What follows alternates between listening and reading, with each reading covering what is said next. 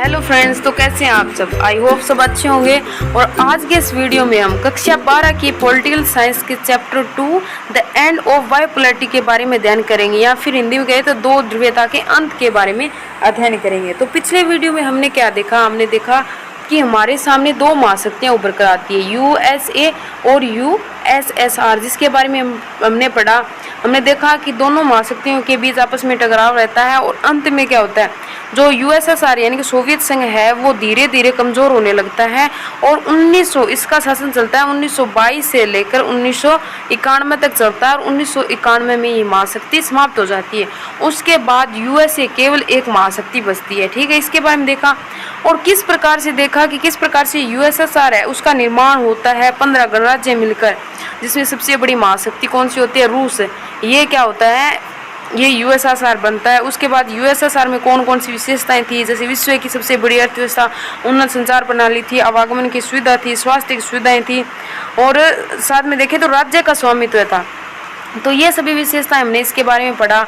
उसके बाद और क्या देखा था हमने देखा कि सोवियत संघ है उसमें कुछ कमियां भी आती है, यानी कि कमियां थी इसी कारण तो वह क्या हो जाता है, समाप्त हो जाता है। तो इसमें कमियों के रूप में हमने देखा कि इसमें संसाधनों का क्या हो रहा था, दुरुपयोग हो रहा था संसाधनों का। और साथ में कम्युनिस्ट पार्टी, कौन सी पार्टी थी, कम्युनिस्ट पार्टी थी, कम्युनिस्ट पार्टी, यानी कि इसका प्रभुत्व सबसे ज्यादा था, अन्य कोई पार्टी यहाँ पर नहीं थी। और राजनीतिक और आर्थिक जो संस्थाएं थी उनमें क्या होती है, उसमें कमजोरी होती है और कम्युनिस्ट पार्टी के जो नेता थे उनको कुछ विशेष अधिकार दे दिए जाते हैं। इसके लिए जो करते हैं वही उनको यानी कि जनता को मान्य करने होते हैं, इनको मानना पड़ता है। ये सब देखा और विशेषताएं देखें तो जैसे जनता ही वहाँ की उनको गलत जानकारी दी जा रही थी कि जो सोवियत संघ है वो विकास कर रहा है, लेकिन जो यूएसएसआर यानी कि सोवियत संघ विकास नहीं कर रहा था, धीरे धीरे यूएसए से पिछड़ रहा था। और वो क्या कर रहे थे, ये कौन सा खेमा था, ये था पूर्वी खेमा, और ये कौन सा था, ये था पश्चिमी खेमा। तो ये क्या कह रहे थे यहाँ के नेता, जनता को कह रहे थे कि हम पश्चिमी जो खेमे हैं उससे ज़्यादा प्रगति कर रहे हैं, लेकिन ये बात वहाँ पे गलत थी। और कम्युनिस्ट पार्टी के जो नेता है उसको विशेष अधिकार दिए गए। और उसके साथ देखें तो ग्राफ्चेव है, उन्होंने वो लेकर आए थे सुधारों की नीति, लेकिन वो क्या हो जाती है, वहाँ पे सुधारों की नीति फेल हो जाती है। तो आज हम इसके बारे में पढ़ेंगे कि यहाँ पर इसमें क्या क्या कमियां थी, इसके बारे में देखा। तो इसमें लास्ट पॉइंट हमारा रह गया था ग्राफ्चेव के सुधारों की नीति, जिसके बारे में अब हम अध्ययन करेंगे। और उसके बाद देखेंगे कि सोवियत संघ है उसका विघटन है, उसके क्या परिणाम होते हैं, क्यों होता है विघटन, इसके बारे में अध्ययन करेंगे। हो ठीक है, तो अब स्टार्ट करते हैं। तो ग्राफ्चेव और सोवियत संघ का विघटन, इसके बारे में अध्ययन करते हैं। तो चलो स्टार्ट करते हैं। मिखाइल गोर्बाचेव है, उसने इस व्यवस्था को सुधारना चाहा था और वे 1980 के दशक के मध्य में सोवियत संघ की कम्युनिस्ट पार्टी के महासचिव बनते हैं। यानी वहाँ पर सबसे अधिक किसका शासन चल रहा था, एक ही पार्टी थी, कम्युनिस्ट पार्टी। तो 1980 के दशक के मध्य में कम्युनिस्ट पार्टी के महासचिव के रूप में किसे चुना जाता है, मिखाइल गोर्बाचेव को चुना जाता है। और पश्चिम के देशों में सूचना और प्रौद्योगिकी के क्षेत्र में क्रांति हो रही थी। कब, उस समय जब ये महासचिव बने थे। तो पश्चिमी देश, पश्चिमी खेमे में कौन आता है सबसे बड़ा, पश्चिमी खेमे में आता है यूएसए। तो उसमें वहाँ सूचना को लेकर, प्रौद्योगिकी को लेकर क्रांति हो रही थी। और यूएसएसआर यानी एक जो पूर्वी खेमा था, कौन था, यूएसएसआर यानी सोवियत संघ, उसको बराबरी लाने के लिए अधिकार के सुधार है वो जरूरी हो गए थे। यानी जब यहाँ क्रांति हो रही थी तो यहाँ पर क्या है, इनको इसकी बराबरी करने के लिए क्या है, यहाँ पर भी इनको कुछ करना, सुधार करने के लिए जरूरी था। तो गोर्बाचेव ने पश्चिमी के देशों के साथ संबंधों को सामान्य बनाने और सोवियत संघ को लोकतांत्रिक रूप देने और वहाँ सुधार करने का फैसला किया। यानी कि यहाँ का महासचिव कौन होता है, यूएसएसआर का, उसमें कम्युनिस्ट पार्टी का क्या होता है, ये महासचिव होते हैं मिखाइल गोर्बाचेव। ये क्या कर रहे हैं कि ये यहाँ पर चाहते हैं लोकतांत्रिक शासन व्यवस्था स्थापित हो, और साथ में जो यूएसए के जो 7 देश शामिल है उनके साथ हमारे संबंध कैसे हो जाए, सामान्य नॉर्मल संबंध हो जाए। इसके लिए ये क्या कर रहे थे, कुछ कार्य कर रहे थे, सुधार करना चाह रहे थे। और इस फैसले की कुछ ऐसी परिणतियां रही जिनका कोई अंदाजा नहीं था, लेकिन वो क्या कर रहे थे, ये सुधार करना चाहते, लेकिन इसका क्या होता है, उल्टा होता है। वहाँ पर जो व्यवस्था है वो जैसी की है वैसी वैसी रहती है। और पूर्वी यूरोप के देश सोवियत खेमे के हिस्से में थे, यानी पूर्वी यूरोप के देश किसके हिस्से में आते हैं, सोवियत खेमे के हिस्से में आते हैं। और देश की जनता ने अपनी सरकारों और सोवियत नियंत्रण है उसका विरोध करना शुरू कर दिया। और गोर्बाचेव के शासक रहते सोवियत संघ ने ऐसी गड़बड़ियों में उस तरह हस्तक्षेप नहीं किया जैसे अतीत में होता था। और पूर्वी यूरोप की साम्यवादी सरकारें एक के बाद एक गिर गई थी, यानी वहां पर जो सरकार का शासन चल रहा था वो धीरे धीरे कमजोर होती चली गई। और सोवियत संघ के बाहर हो रहे इन परिवर्तनों के साथ साथ अंदर भी संकट गहराता जा रहा था और इससे सोवियत संघ के विघटन की गति और तेज हो जाती है। धीरे धीरे उसमें क्या होता है, सोवियत संघ किसी भी क्षेत्र में देखें तो कमजोर होने लगता है और सोवियत संघ के बाहर हो रहे जो परिवर्तन थे वो भी इसका मुख्य कारण बनते हैं।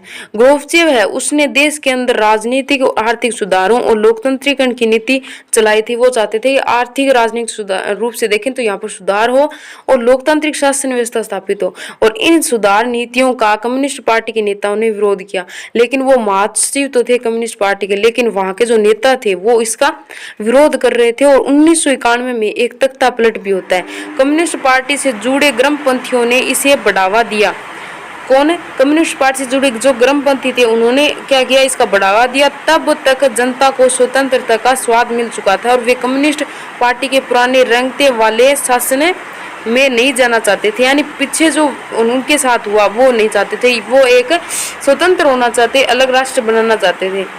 और येल्त्सिन ने इस तख्ता पलट के विरोध में महत्वपूर्ण भूमिका निभाई और वे नायक की तरह उभर कर आते हैं। उस समय क्या कौन आते हैं? येल्त्सिन।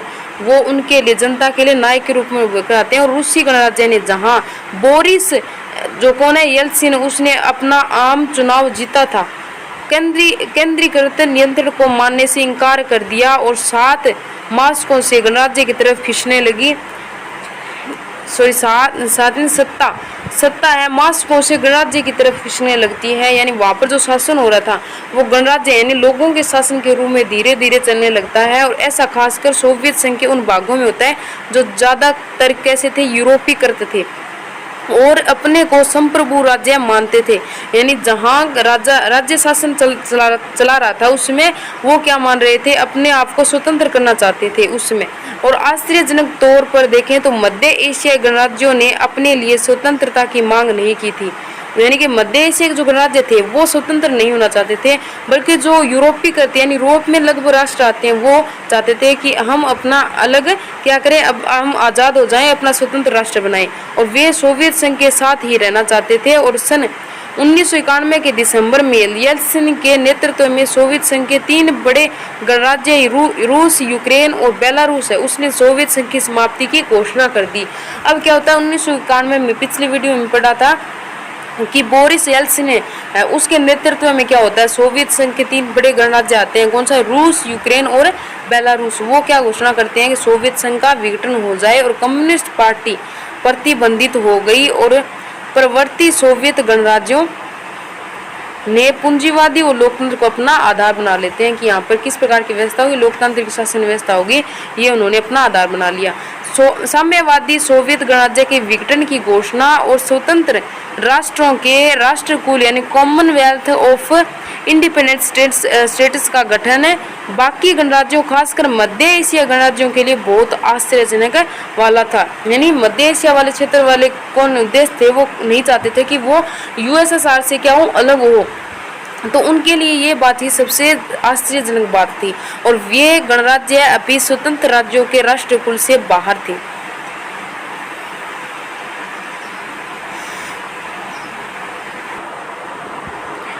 उसके साथ क्या हुआ कि जो क्या है वहाँ पर ये लोग लोकतांत्रिक शासन व्यवस्था स्थापित करने चाहते थे जो यूरोपीय राष्ट्र थे। और लेकिन देखें तो जो मध्य एशिया वाले गणराज्य होते हैं वो इस बात को नहीं मान रहे थे और वे गणराज्य भी स्वतंत्र राज्यों के राष्ट्रकुल से बाहर थे।